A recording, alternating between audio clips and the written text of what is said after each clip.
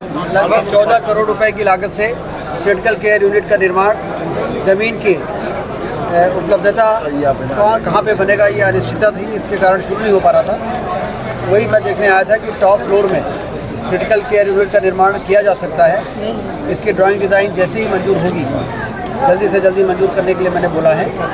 ऊपर critical care unit बनेगा जिसमें 50 ICU रहेंगे और 100 बेड की और अतिरिक्त से व्यवस्था रहेगी, तो ये एक अतिरिक्त सुविधा यहाँ पर मिलेगी।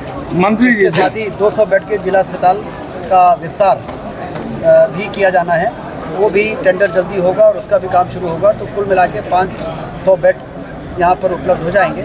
मेडिकल कॉलेज जो बन रहा है, इसी सत्र में उसको शुरू करने की योजना है। तो मेडिकल कॉलेज जब शुरू होता है तो कोई ना कोई अस्पताल कम से कम 500 बेड का होना चाहिए, तो उस दृष्टि से ये भी तैयार हो जाएगा। तो सिंगरौली की जो एक बहुत पुरानी मांग रही है कि यहाँ पर मेडिकल कॉलेज होना चाहिए, वो विधिवत संचालित हो सके। सर, यहाँ पर लेबर रूम में भ्रष्टाचार का गढ़ है। पैसे 10,000 15,000 लिए जाते हैं डिलीवरी के लिए, ऑपरेशन के लिए।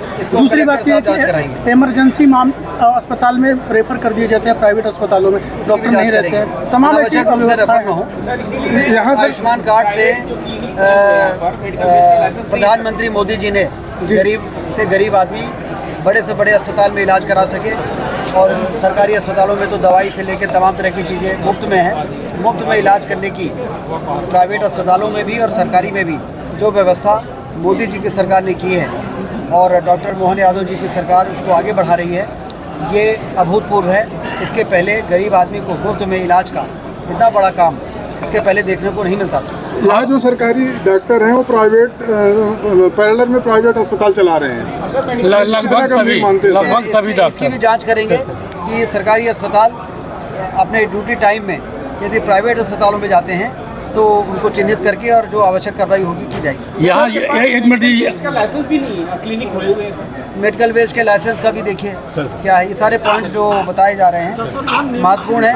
इसमें जो बताए जा रहे हैं पूरे तरह सही है, इसको नहीं मानते, लेकिन यदि कोई पॉइंट फ्लैग हो रहा है तो उसकी जांच और उसकी तहकीकात करना बहुत जरूरी है। अस्पताल में नियमित रूप से सिविल सर्जन यहाँ पे नहीं है, जरूरी है, पहले ही बोल चुका। उसके बारे में व्यवस्था हो रही है। सर, एक लास्ट सवाल, CSR और DMF का पैसा सर स्थानीय स्तर पर नहीं खर्च हो रहा है। बहुत लोगों को समस्याएं होती है, प्रदूषण है, तमाम ऐसी चीज़ें हैं जो स्थानीय स्तर पर हो सके तो बहुत बड़ा लाभ हो जाएगा। DMF का पैसा मुझे याद है जब मैं यहाँ प्रभारी मंत्री था, तो वो कौन सा इलाका है चित्रंगी का जी, बगदरा में ना तो बिजली थी ना खंभा कोई गाड़ सकता था। उसको फॉरेस्ट से डाइवर्ट करा के एक साथ हमने 50-60 करोड़ रुपए सेंक्शन करके उस पूरे इलाके में विकास की रोशनी पहली बार पहुंचाई थी।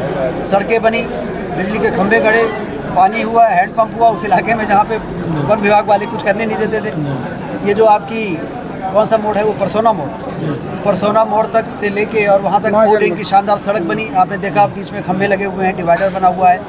और सिंगरौली में यदि मूलभूत आवश्यकता की कमी है तो इसका मतलब कि DMF का पैसा होते हुए यदि कमी है तो वो हमारी कमजोरी है, तो हम उसको दूर करें। उम्मीद है सर कि कुछ अच्छा हो जाए। और रोजगार में भी एक भ्रष्टाचार हो रहा है सर, उन सब चीज़ों पर भी ध्यान देना। भ्रष्टाचार चाहे जहाँ हो जी, उसको जीरो टॉलरेंस करना है और जो करेगा वो भोगेगा। सीधी सिंगरौली NH हाईवे को आपने कहा था कि 15 फरवरी तक 2 लेन चालू हो जाएगी, लेकिन अभी तक सर शुरू नहीं हुआ। 30 अप्रैल तक हो पाएगा।